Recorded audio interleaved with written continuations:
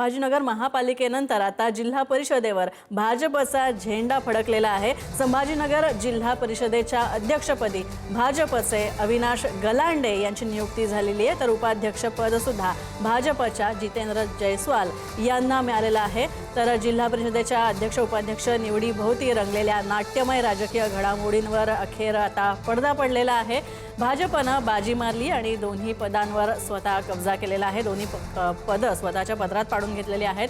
अध्यक्षपदी अविनाश गलांडे, उपाध्यक्ष म्हणून जितेंद्र जयस्वाल यांची बिनविरोध निवड झालेली आहे। अध्यक्षपदासाठी अविनाश गलांडे आणि उपाध्यक्षपदासाठी जितेंद्र जयस्वाल या दोघांचीच नावं चर्चेत होती आणि अर्ज खरेदी केल्यानं निवडणूक प्रक्रिया औपचारिकच ठरली।